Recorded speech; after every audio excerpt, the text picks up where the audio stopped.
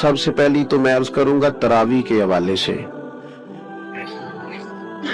یہ بات یاد رکھ لیں کہ نبی پاک علیہ الصلوۃ والسلام نے فرمایا جس نے ایمان اور احتساب کی نیت کے ساتھ رمضان میں قیام کیا اللہ اس کے پچھلے سارے گناہوں کو معاف فرما دے گا۔ اور ایک مقام پر نبی پاک صلی اللہ تعالی علیہ وسلم نے بیان کیا، یہ مشکات میں موجود ہے، حضور فرماتے ہیں رمضان اور قرآن دونوں قیامت کے دن بندے کی شفاعت کریں گے۔ رمضان کہے گا یا اللہ میں نے اسے دن بھر کھانا کھانے سے باز رکھا اور تیری بارگاہ کے حکم کے مطابق اس نے اپنے آپ کو ان چیزوں سے بچا کے رکھا، اور قرآن کہے گا مالک رات میں نے اسے نیند سے روکے رکھا۔ کیا مطلب؟ اس نے کھڑے ہو کے عبادت کی، اگرچہ اس سے مراد شارحین حدیث نے تراویح بھی لیا ہے، تہجد کی نماز بھی لیا ہے، صلاۃ اللیل بھی لی ہے، لیکن میرے عزیز یہ خاص ربط ہے قرآن مجید کے ساتھ تراویح کا، مسنون ہے رمضان کی راتوں میں قرآن مجید اور تراویح کا پڑھنا۔ اگر تھوڑی سی نا طبیعت میں صرف تبدیلی پیدا کی جائے، میں نے دیکھا ہے کہ جو لوگ کہتے ہیں نا میرا وقت بڑا قیمتی ہے، پھر اعتکاف آئے گا، رمضان کے آخری 10 دنوں کا اعتکاف۔ اسلام میں رہبانیت نہیں ہے، لیکن کبھی کبھی سب سے کٹ کے اپنے رب کے ساتھ جڑ جانا، کچھ رات کی عبادتیں، کچھ تنہائی کے اذکار، کچھ درود و سلام کا ذوق، یہ ان ساری خوبصورتیوں میں سے ایک خوبصورتی اعتکاف بھی ہے۔ اللہ کے پیارے رسول علیہ الصلوۃ والسلام ہمیشہ اعتکاف کرتے، اور حضرت عطا بن رباح رضی اللہ تعالیٰ عنہ کیسی خوبصورت بات ارشاد فرماتے ہیں معتکف تو اس آدمی کی طرح ہے جیسے کسی بندے کو کسی کے ساتھ کوئی کام پڑ جائے نا تو وہ جا کے اس کے دروازے پر بیٹھ جاتا ہے کہ جب تک میرا کام ہوگا نہیں میں جاؤں گا نہیں۔ فرماتے ہیں یہ اعتکاف والا بھی آ کے رب کریم کے گھر بیٹھ گیا ہے کہ جب تک تو معاف نہیں کرے گا میں جاؤں گا نہیں، جب تک تو بخشش نہیں کرے گا میں اس دروازے سے۔ رسول پاک صلی اللہ تعالی علیہ وآلہ وسلم نے پتہ ہے روزے دار کی فضیلت کیا بیان فرمائی؟ اللہ کے محبوب صلی اللہ تعالی علیہ وسلم فرماتے ہیں کہ رب فرماتا ہے ابن آدم کا ہر عمل اس کے لیے ہے، روزہ میرے لیے، اور فرمایا میں خود جزا دوں گا روزے کی، میں خود جزا دوں گا روزے کی۔ اور حضور فرماتے ہیں روزہ ڈھال ہے، جو شخص روزہ دار ہو وہ بےہودگی سے، فحش گوئی سے اجتناب کرے۔ اور اللہ کے محبوب صلی اللہ تعالی علیہ وسلم فرماتے ہیں اگر کوئی شخص اسے گالی دے، اگر کوئی شخص اس سے جھگڑا کرنا چاہے تو پتہ کیا جواب دے؟ اسے کہے بھئی میں روزے دار ہوں، میرے منصب کا تقاضا نہیں کہ میں تیرے ساتھ الجھوں۔ یہ جو سحری اور افطار، یہودی جو تھے نا وہ سحری نہیں کرتے تھے، سحری کا نام و نشان نہیں تھا، روزہ رکھتے سحری نہیں کرتے۔ تو نبی پاک صلی اللہ تعالی علیہ وسلم نے فرمایا ہمارے اور یہودیوں کے درمیان فرق ہی سحری کا ہے، اور نبی پاک صلی اللہ تعالی علیہ وآلہ وسلم نے فرمایا سحری کھایا کرو، سحری کھانے میں برکت ہے۔ اور اگلی بات سننی آپ نے تو خوش ہو جانا ہے، سحری کو معمولی نہ سمجھے، سحری کرنا عبادت ہے۔ ہاں آپ مت سمجھیں کہ میں روٹی کھا رہا ہوں، یہ تو میرے سامنے دہی رکھا ہوا ہے، یہ تو سالن رکھا ہوا ہے، یہ تو اچار رکھا ہے، تو چپاتیاں رکھی ہیں۔ سحری کھانا عبادت ہے۔ آپ صبح اٹھے، آپ کی تو روٹین ہی اور تھی، تو 7 بجے کھاتے تھے، 9 بجے کھاتے تھے۔ یہ جو آپ صبح کھا رہے ہیں اٹھ کے سحری میں، اپنی مرضی سے تھوڑی کھا رہے ہیں، یہ تو کسی کے کہنے سے کھا رہے ہیں، یہ تو کسی کے بٹھائے بیٹھے ہیں۔ یہ جو سحری کا لنگر ہے یہ رب رسول کی رحمت کے ساتھ عطا ہوتا ہے، یہ کرم ہے، یہ اللہ رسول کے بٹھائے بیٹھے۔ کیا میرے رسول پاک صلی اللہ تعالی علیہ وآلہ وسلم نے بات کھولی ہے، ترغیب و ترہیب میں حدیث ہے، اللہ کرے یہ کبھی چسکا لگ جائے، یہ والا مزہ آ جائے تو پھر تو گھر میں دسترخوان نہیں بچھا ہوا ہوگا، پھر تو رنگ ہی کوئی اور ہوگا۔ حضور فرماتے اللہ تعالی اور اس کے فرشتے سحری کھانے والوں پر رحمتوں کا نزول فرماتے ہیں۔ کھائی روٹی جا رہی ہے، پکا ہوا کھانا ہے، لیکن حضور فرماتے ہیں رب بھی رحمتیں فرما رہا ہے اور اللہ کے حکم سے فرشتے بھی رحمتوں کا نزول کر رہے ہیں سحری کھانے والوں پر۔ تو خوب توجہ سے، ذوق سے، شوق سے. اور پھر جو افطار کا معاملہ ہے، حضور فرماتے ہیں جب روزہ کھولنے والا روزہ کھولتا ہے تو جو دعا مانگتا ہے رب قبول فرما لیتا ہے. یعنی افطار کا وقت ایسا ٹائم ہے جو دعاؤں کی قبولیت کا وقت ہے. افطار کرنا بھی ہے، کرانا بھی ہے. مہنگائی ذرا عروج پہ چلی گئی ہے. میں بار بار کہتا ہوں، مجھ سے نا لوگ دعا کے لیے مجھے کہتے کہتے اپنے کئی دکھ بتا دیتے ہیں. تھوڑا سا نا افطاریاں مہربانی فرمائیے گا سیاسی نہ کیجیے گا. وہ جن سے مال لیتے ہیں، وہ جن کو مال دیتے ہیں، وہ جن سے ووٹ لینے ہیں، وہ جنہوں نے ووٹ لینے ہیں، اس بنیاد پر سحر افطار کے بندوبست نہ کریں رضا الہی کے لیے. میرے محبوب فرماتے ہیں جس نے رب کی رضا کے لیے کسی کو افطار کرایا، جتنا ثواب اللہ روزہ رکھنے والے کو دے گا اتنا افطار کرانے والے کو بھی عطا کرے گا. اور ایک حدیث تو آپ پڑھیں گے تو جھوم جائیں گے، سنیں گے تو خوش ہو جائیں گے. المعجم الکبیر میں موجود ہے. نبی پاک علیہ السلام فرماتے ہیں جس نے حلال کھانے اور حلال پانی سے کسی کا روزہ افطار کرایا نا، ذرا دیکھنا غریبوں کے گھروں کو جھانکنا، ذرا اپنے عزیزوں میں ایک نظر دوڑا لینا، ذرا رمضان کی نیت کر کے رمضان سے پہلے ہی غرباء تک راشن پہنچا دینا، ان کی فکر دور ہو جائے. وہ پہلی شام ہی اپنے بچوں کے ساتھ آسودہ حال ہو کے بیٹھیں. دیکھ لینا یہ نہ ہو کہ ایک بھائی کھول کے کھا رہا ہو اور دوسرے کے بچے منتظر ہوں کہ آج سحر افطار میں کیا کرنا ہے. اپنے گلی محلے میں دیکھ لینا.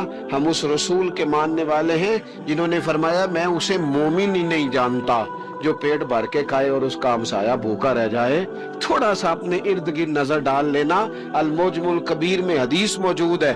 اللہ کے پیارے رسول صلی اللہ تعالی علیہ وسلم نے فرمایا جس نے حلال پانی سے، حلال روٹی سے کسی کا روزہ افطار کرایا تو فرمایا فرشتے اس بندے کے لیے رمضان کے دنوں میں، رمضان کی گھڑیوں میں دعا کرتے ہیں، اور جناب جبریل امین اس کے لیے شب قدر کی رات دعا کرتے ہیں.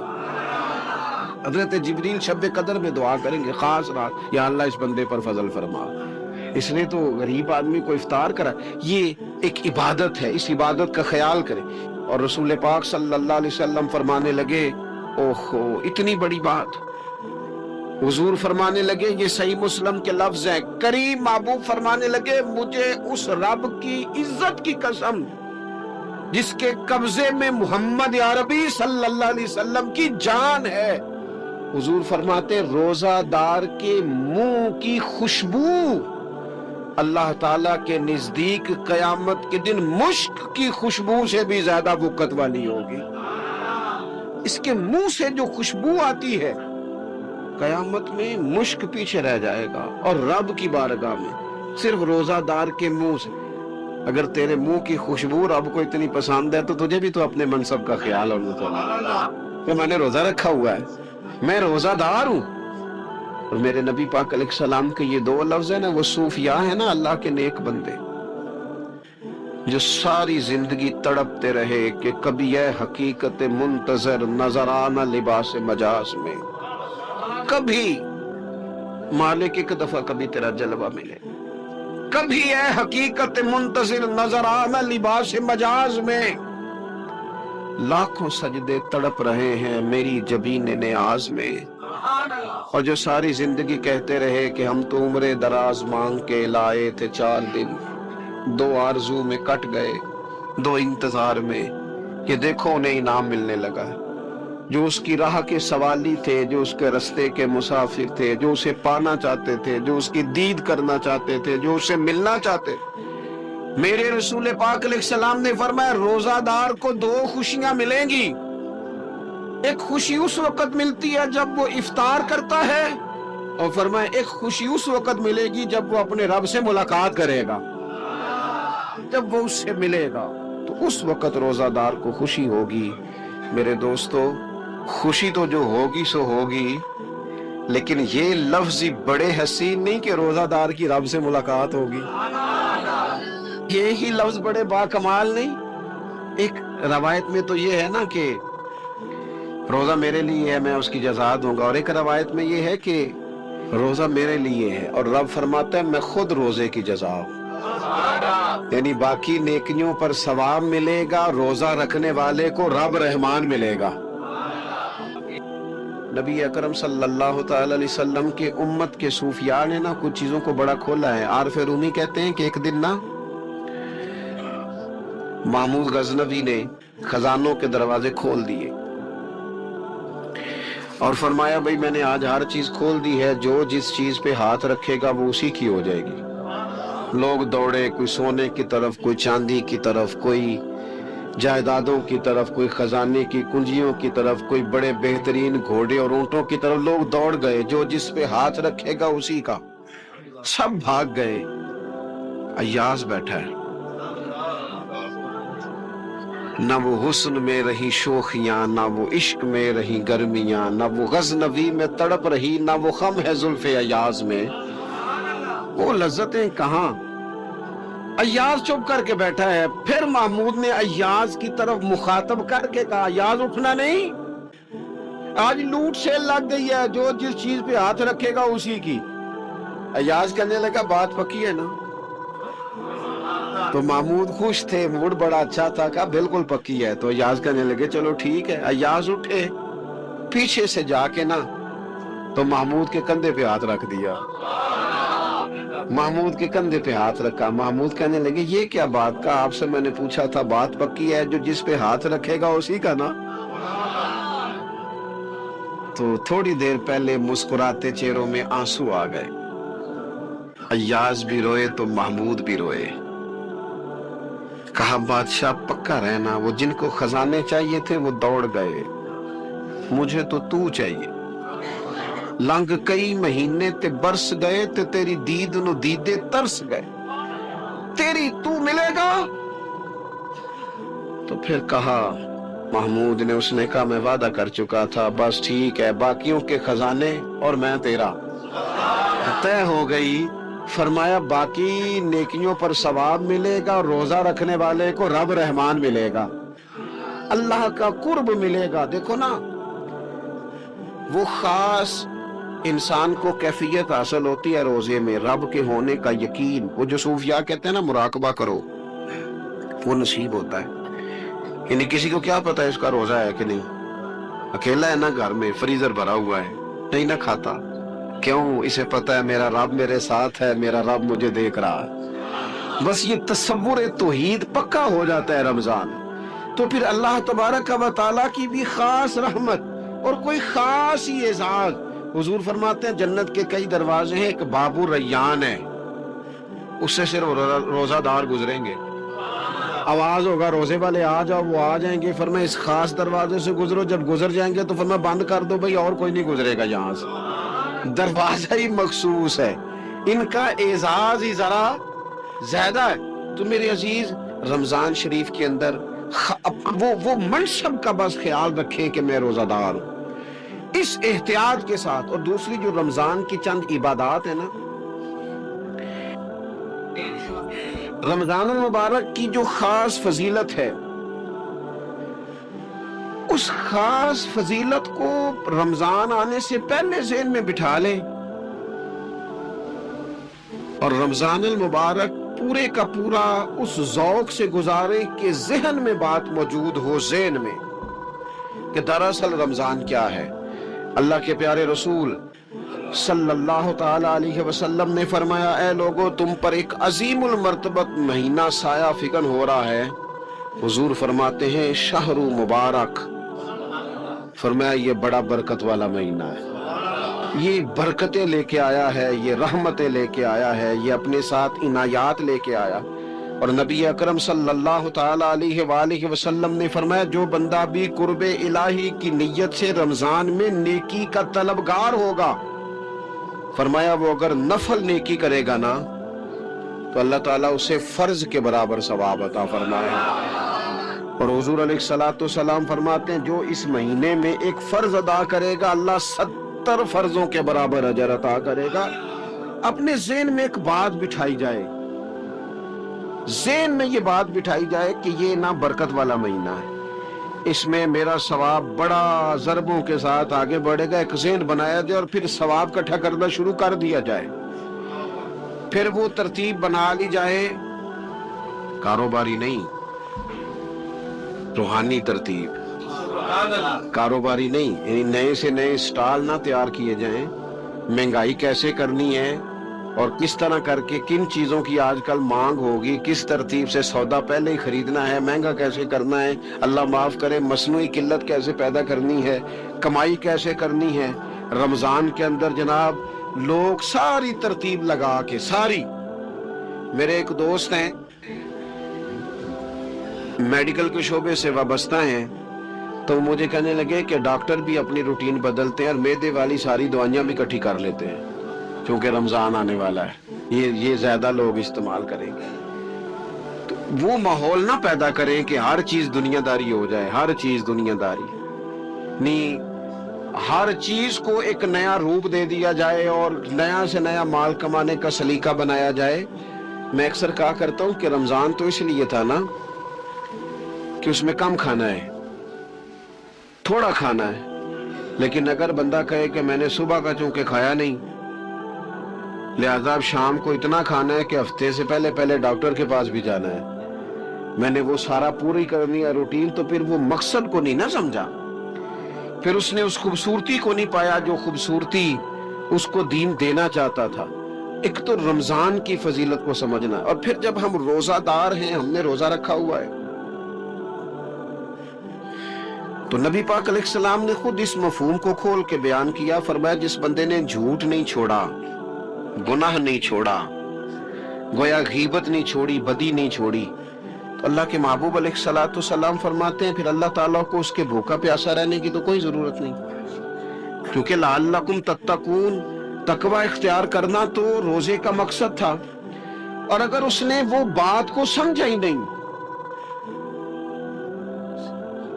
استاد کے لیے صرف استاد ہو جانا ہی ضروری نہیں، اس کو پھر اپنے منصب کا لحاظ کرنا بھی ضروری ہے کہ میں استاد ہوں۔ والد کا صرف والد ہو جانا ہی کمال نہیں،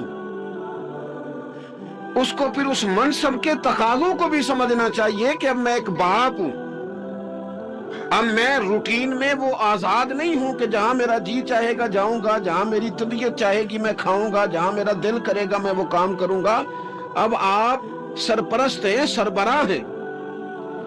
انسان دیکھیں نا، ایک شخص ہے وہ عالم ہے، علم پڑھ لینا صرف کمال نہیں، وہ اپنے منصب کو بھی تو سمجھے نا، اس منصب کے وقار کو، اس کے لحاظ کو بھی تو سمجھے نا۔ ایک آدمی اگر عمر رسیدہ ہے، بڑا ہے، بزرگ ہے، اور وہ چاہتا ہے کہ میری بزرگی کی وجہ سے میرا اکرام کیا جائے، تو اسے اپنے منصب کا بھی لحاظ کرنا پڑے گا۔ اس کو حضرت سعدی فرمایا کرتے تھے میں نے 18 سال کے بزرگ دیکھے اور میں نے 75 سال کے بچے دیکھے۔ حضور کیا مطلب؟ فرمانے لگے عمر ہو گئی لیکن اپنے منصب کا خیال نہ کیا، عادات بچوں والی رہی۔ اور فرماتے میں نے ایسے لوگ دیکھے جن کو شروع وقت میں ہی اللہ والوں کی صحبت نصیب آئی، تو وہ جو بزرگی ہے وہ پھر عمر کی وجہ سے نہیں ملی، وہ اللہ نے علم اور عمل کی وجہ سے عطا فرمایا۔ تو اپنے منصب کا لحاظ کرنا کہ میرا یہ منصب ہے۔ اسی طرح جب ہم نے روزہ رکھا ہوا ہوگا نا، تو پھر ہم نے اس منصب کا بھی لحاظ کرنا ہے کہ میں روزے دار ہوں، پھر خالی بھوکے پیاسا نہیں رہنا۔ رمضان المبارک کے اندر آخری اشرا، شب قدر کی تلاش کا اشرا ہے۔ اللہ کے پیارے رسول صلی اللہ تعالی علیہ وسلم ان 10 دنوں میں خود بھی عبادت کرتے تھے اور گھر والوں کو بھی جگایا کرتے تھے، اور اپنے اہل خانہ کو تاکید فرماتے تھے کہ اٹھو اٹھو، آگے بڑھو، یہ آرام کرنے کے دن نہیں ہے۔ ہمارے ہاں یہ ہوتا ہے کہ وہ جو آخری 10 دن زیادہ عبادت کے تھے، شب قدر کی تلاش کے تھے، وہ آخری 10 دن سارے بازار میں گزر جاتے ہیں، کپڑے سلوائے جا رہے ہیں، کپڑے خریدے جا رہے ہیں، جوتے خریدے جا رہے ہیں، واپس کیے جا رہے ہیں، دوبارہ لیے جا رہے ہیں، سفر ہو رہا ہے، آنا جانا ہو رہا ہے، عیدیاں بٹ رہی ہیں. تو یہ سارے کام جو آخری عشرے میں کرنے ہیں، جو زیادہ عبادت کے دن تھے، وہ سارے کام تو رمضان سے بھی پہلے کر لینے چاہیے. کپڑے رمضان سے پہلے خریدے جائیں، پہلے سلوا لیے جائیں، جوتے پہلے لے لیے جائیں، ضرورت کے کام پہلے کر لیے جائیں. جہاں آپ کو جو بانٹنا ہے وہ رمضان سے پہلے کریں. وہ مفت کی اپنے دل کو مطمئن کرنا کہ اب میرے پاس یہ بڑے میں خیر کا کام کرنے نکلا ہوا ہوں، میں عیدی بانٹنے جا رہا ہوں، یہ پہلے بانٹنے تھے. یہ عجیب بات ہے کہ جو زیادہ وقت مسجد میں گزارنے کا ٹائم تھا وہ سارا ہم نے ضائع کر دیا. وہ ادھر ادھر بازاروں کی نظر ہو گیا، میل ملاپ کی نظر ہو گیا. تو اگر چیزوں کو مرتب کیا جائے، میں تو دوستوں سے کہا کرتا ہوں، زکوٰۃ کا حساب، صدقات کا حساب، صدقات فطر کا حساب، جتنے بھی روٹین کے کام ہیں اس کو کوشش کریں رمضان شریف سے پہلے آپ ترتیب دیں. آپ ان چیزوں کو پہلے سے مرتب کریں تاکہ وہ بہترین ہو جائیں. ہم تو اس دین کے ماننے والے ہیں جہاں نیت کرو تو اجر شروع ہو جاتا ہے. آپ رمضان کی نیت سے جو آج خرچ کریں گے اس کو اللہ تعالیٰ رمضان کے ثواب کے برابر ہی اجر عطا فرمائے گا. لیکن وہ ہم نا کچھ لوگ بڑا ایک صاحب مجھ سے کہنے لگے، جی میں نے سنا ہے صدقہ فطر آخری عشرے میں ہی دینا چاہیے. میں نے کہا آپ کا پروگرام تب دینے کا، اس لیے آپ نے یہ گاڑا کر کے سن لیا، ذرا اس کو آپ نے زیادہ غور سے سن لیا ہے. آپ جب ضرورت محسوس کریں، جب آپ سمجھیں کہ کسی کو ضرورت ہے، ضرورت کے وقت کوئی چیز کام نہ آئی تو پھر کب جا کے کام آئے. تو میری آپ سے یہ اپیل رہے گی کہ پہلے سے چیزوں کو مرتب کریں، معاملات کو پہلے سے طے کریں. وہ لوگ بڑے اچھے ہوتے ہیں جو وقت پر منصوبہ بندی کرتے ہیں، جو چیزوں کو ٹائم پہ مرتب کرتے ہیں. وہ ٹائم جو ہمارا بالکل اللہ کی بارگاہ میں حاضری کا ہے، عبادات کا ہے، اگر وہ سارا گاڑیوں کی نظر ہو جائے گا، اسفار کی نظر ہو جائے گا تو ہم نے حاصل کیا کیا. ایک بات آخر میں بڑے درد کے ساتھ آپ کی خدمت میں عرض کرنی ہے، ہر سال کہتا ہوں، اس سال بھی کہوں گا، ذاتی اخراجات کو کچھ کم کیا جائے. ذاتی اخراجات نہ کچھ لوگوں کے بہت زیادہ ہیں، ان کے اپنے لباس کے، کپڑوں کے، اور وہ اخراج میں نے پچھلے جمعے بھی کہا تھا، اسلام زیبائش کی اجازت دیتا ہے، نمائش کی اجازت نہیں دیتا. نمائش والے کام اگر تھوڑے چھوڑ دیے جائیں کچھ بھی نہیں ہوتا. میں تو شاید اگر میں سینکڑوں کہہ دوں تو غلط نہیں ہوگا، لیکن بیسیوں تو لوگ ایسے ضرور ہوں گے کہ جو عید ساری سو کے گزارتے ہیں، سارا دن سوئے رہتے ہیں. پتہ نہیں وہ اتنے مہنگے مہنگے کپڑے کس لیے خریدتے. عید کی نماز پڑھی، سو گئے، اور بھئی آپ کا فون بند تھا، جی میں سو رہا تھا جی. تو بھئی وہ جو آپ نے 1.5 مہینہ درزی کے پاس آنا جانا لگایا، وہ کس مقصد کا؟ رات کو ہی پہننا تو کوئی پرانا جوڑا پہن لیتے. ایسی مصیبت کیا بنی ہوئی تھی؟ اتنے مہنگے کپڑے خریدے، اتنا مہنگا جوتا لیا، اور دن سارا سو کے گزار دیا. ذاتی اخراجات کم کریں. پتہ کیا ہے، فرق بہت بڑھتا جا رہا ہے، بہت بڑھتا جا رہا ہے. یعنی ایک جگہ پہ چیزیں پڑی ہیں، خراب ہو گئی ہیں، کھانے کا ٹائم نہیں، پہننے کا ٹائم نہیں، اور ایک جگہ وہ ہے کہ جہاں لوگ دوائی کو ترس رہے ہیں. گندم امیر شہر کی ہوتی رہی خراب، اور بچی کسی غریب کی فاقوں سے مر گئی. اور کسی نے کہا تھا کہ غریب شہر تو فاقوں سے مر گیا، لیکن امیر شہر نے ہیرے سے خودکشی کر لی. اللہ معاف فرمائے. تو بہت ساری جگہوں پہ لوازمات زیادہ ہیں، اخراجات زیادہ ہیں، تکلفات زیادہ ہیں. اس رمضان میں مہنگائی کا جو زور ہے، حالات کی جو سنگینی ہے، اور تھوڑا پیچھے جائیں تو غریب علاقوں میں جس قسم پرسی کے ساتھ لوگ اپنا وقت بتا رہے ہیں، اگر صرف امیر لوگ اپنے کچھ ذاتی اخراجات کو کنٹرول کرنے میں کامیاب ہو جائیں تو بڑے سارے لوگ ایسے ہیں جن کے لیے وہ خوشیاں بانٹنے کا ذریعہ بنیں گے، اسباب. اور ویسے بھی زندگی سادہ کریں، آسان ہو جائے گی. زمین پر چلیں، آپ محسوس کریں گے کہ زندگی بہتر ہو گئی ہے، آسانی والی ہو گئی ہے. اللہ کی بارگاہ میں دعا کرتا ہوں اللہ تعالی ہم سب کو سمجھ نصیب فرمائے. اللہ تبارک و تعالی نے بعض چیزوں کو، بعض دنوں کو، بعض وقتوں کو، بعض مہینوں کو اپنی رحمت سے فضیلت عطا فرمائی ہے. اللہ تبارک و تعالی کے ان مخصوص دنوں کو فضیلت عطا کرنے میں ہم گناہگاروں کا بہت ہی زیادہ فائدہ ہے. جب کچھ چیزیں فضیلت مآب ہو جاتی ہیں، ان کی عظمت بڑھ جاتی ہے، تو اللہ کے بندوں کو کم وقت میں زیادہ نفع کمانے کا موقع نصیب آتا ہے۔ نبی اکرم نور مجسم شفیع معظم صلی اللہ تعالی علیہ وسلم کی امت کو اللہ تعالیٰ نے بہت ساری ایسی چیزیں اپنی رحمت سے دی ہیں کہ جن میں عمل تھوڑا ہے، اجر زیادہ ہے۔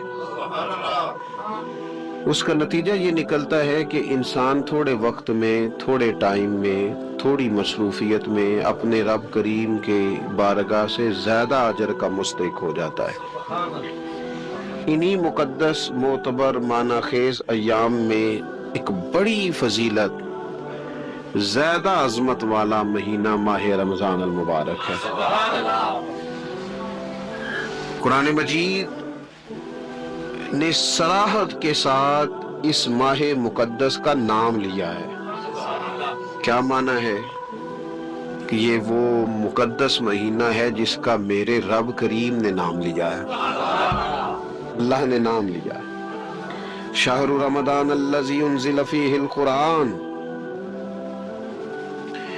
فرمایا رمضان کا وہ مقدس مہینہ ہے جس میں اللہ نے قرآن نازل فرمایا ہے۔ اس ماہ نور، ماہ سرور کا نام نامی اللہ تعالیٰ نے قرآن مجید کے اندر ذکر فرمایا۔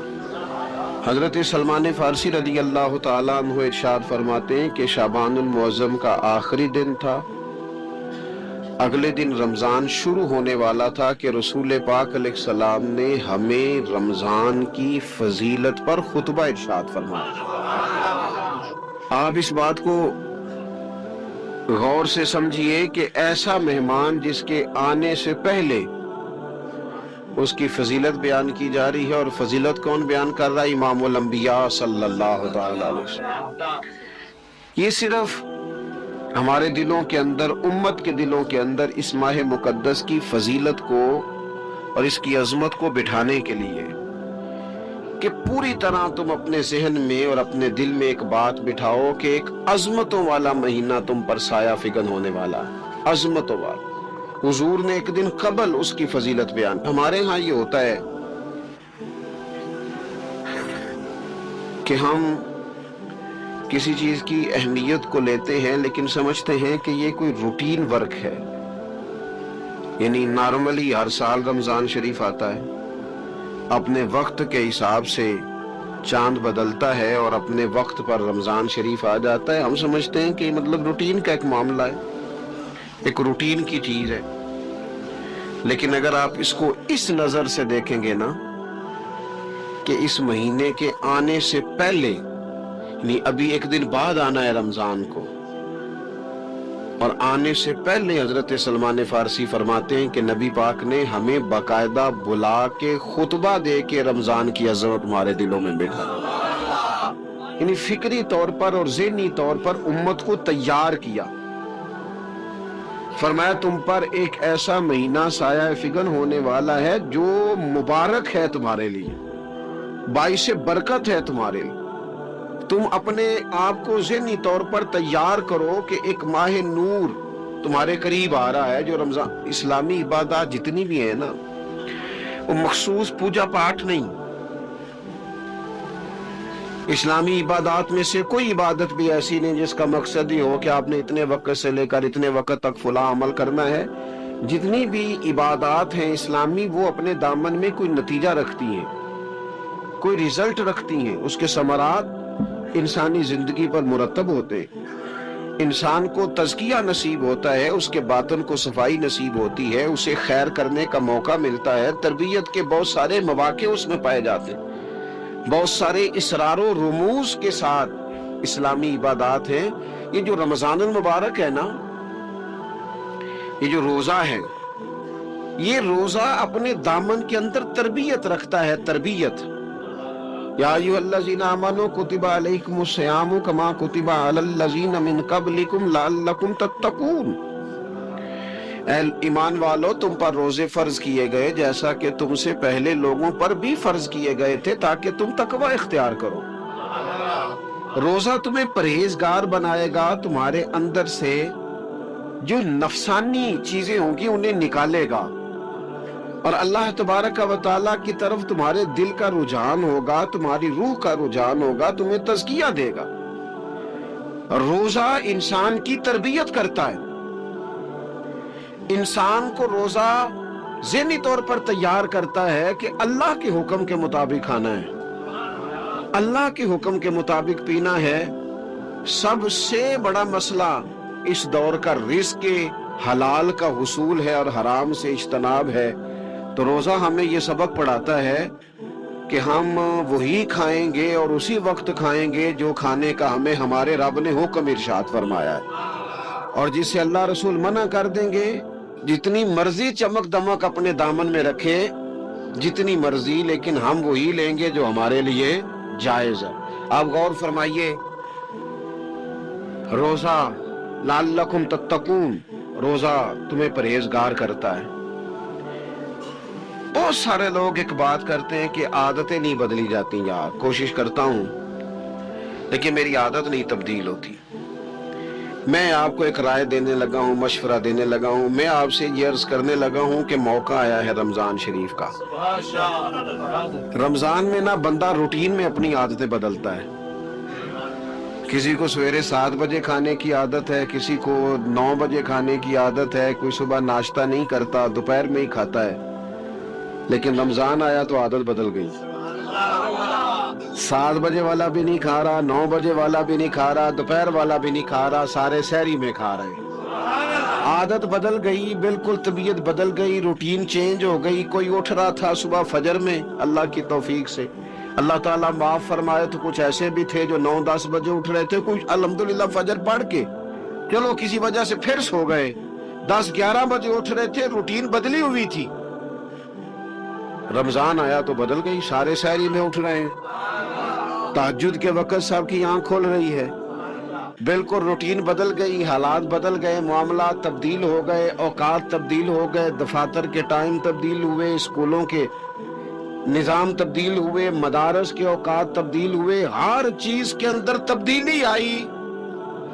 माना क्या है कि अल्लाह ने तुम्हें मौका दिया है कि आदतें बदली जा सकती हैं, अपने आप को तब्दील किया जा सकता है, लाइफ स्टाइल को चेंज किया जा सकता है। ये मौका आया, एक महीना है पूरा, 2-3 दिन 4 दिन आपकी रूटीन बिगड़ जाए ना सोने की, यानी रूटीन से हट के आप सोना जागना शुरू कर दें तो फिर वही रूटीन बन जाती है, फिर उसी तरतीब से इंसान सारे काम करता है। तो रमजान में रूटीन चेंज होगी, सारे तहज्जुद में और सहरी में उठेंगे, तो अल्लाह करे ना ये रूटीन कायम रहे।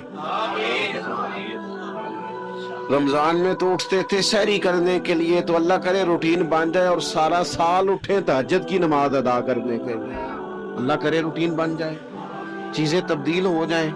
वो लोग जिनको डॉक्टर कह रहे थे कि दवाई भी खानी है और परहेज भी करना है, तो वो कह रहे थे जी दवाई खाना तो आसान है, परहेज करना मुश्किल है। तो बदलने लगी है ना रूटीन, आ गया ना रमजान, परहेज का टाइम शुरू हो गया।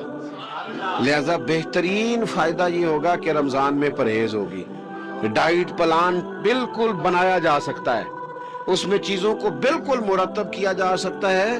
तो रमजान शरीफ के आने से पहले ज़हनी तौर पर अपनी आदत की तब्दीली का प्रोग्राम बनाएं, आदतें बदल जाया करती हैं। रसूल करीम दुनिया में आए वयुज़क्कीकुम, हुजूर तज़किया करने तो आए हैं, आदतें बदलने तो तशरीफ लाए हैं। नबी पाक ने सफाई सुथराई कर दी, सारी नापाक चीजों को निकाल दिया। तो रूटीन देखें कि रमजान में तकवे के हुसूल के लिए अपनी आदत को तब्दील करना है, और इसके लिए ज़हनी तौर पर अपने आप को तैयार करें। वो जो कहते हैं बच्चे सवेरे नहीं उठते, वो रूटीन बना ले, ये मौका आया है, अभी से इरादा कर ले कि जनाब हमने इस तरतीब से अपने घर को, माहौल को, बच्चों को इस तरतीब से हमने मुरतब करना है चीजों को। ये आप इरादा करें, अल्लाह ताला मदद फरमाएगा। बड़ी सारी जगहों पे आपको बैठना पड़ता है, बैठे हैं आप 2 घंटे बैठे हैं, 3 घंटे बैठे। मैंने देखा है लोग जाते हैं किसी दफ्तर में तो रात को ही चले जाते हैं उस इलाके में, खड़े हैं, पासपोर्ट के दफ्तर खड़े हैं, शनाख्ती कार्ड के दफ्तर खड़े हैं, इमिग्रेशन की लाइनों में खड़े। कुछ ज़हन तो बनाएं, मैंने रात खड़े रहना है और अपने रब की इबादत करनी। तरावी को जरा ज़ौक से आप अगर थोड़ा इरादा कर लेंगे ना, यानी कोई ऐसा मुश्किल काम नहीं। मेरी तो राय ये है कि पहले 3-4 दिन जरा जम के जहन बनाएं और थोड़ा सा ना रूटीन को बदलने की कोशिश ना करें। जिस इमाम साहब के पीछे तरावी शुरू करें, कोशिश करें सारी वहीं पढ़ें। रूटीन बदलने से भी सुस्ती आती है। एक दिन यहाँ गए, 2 दिन वहां गए, तो ये रूटीन बदलने से भी बाज़ों का सुस्ती आती है। कोशिश करें एक जगह पे कुरान शरीफ सुनना शुरू करें और फिर पूरा कुरान मजीद वहीं पे सुने और थोड़ा ज़हन बनाएं। मैंने देखा है हमारे उस्ताद साहब इस तरह किया करते थे कि बहुत थोड़ा खाना इफ्तारी के वक्त, थोड़ा, और उनसे कहा जाता आप बुजुर्ग आदमी है, इतना कम खाना कैसे निज़ाम चलेगा? तो फरमाते थे मैं 1 चपाती और आधी चपाती खा लूंगा, लेकिन तरावी के बाद। अब अगर ज्यादा खाना खाऊंगा तो तबीयत में सुस्ती आएगी, मेरे लिए खड़ा होना मुश्किल हो जाए। सादा सा खाने के साथ इफ्तारी की जाएगी और तरावी के लिए अपने आप को ज़हनी, कहाँ टाइम मिलता है सारा साल कुरान पढ़ने सुनने का? ये तो अल्लाह ने मौका अता फरमाया है। तो थोड़ा सा अगर दिलचस्पी पैदा की जाए, बड़ा बड़ा सोना कुरान मजीद पढ़ा जाता है मसाजिद में, बच्चे बड़ी बड़ी खूबसूरती से, तो अल्लाह का शुक्र है जगह जगह पे। और मसाजिद के अलावा भी मैंने देखा है, हमसे लोग मुतालबा करते हैं कि हमारी फैक्ट्री में रात को भी काम होता है, इतने सारे वर्कर हैं तो बच्चा कोई मिल जाए कुरान शरीफ सुनाए, फलानी जगह भी इतने लोग हैं तो अगर मौका मिल जाए, तो अगर थोड़ा ज़हन बनाया जाए, शौक पैदा किया जाए, तो अल्लाह ताला फजल फरमाता है, इंसान को ताकत मिलती है खड़े रहने की।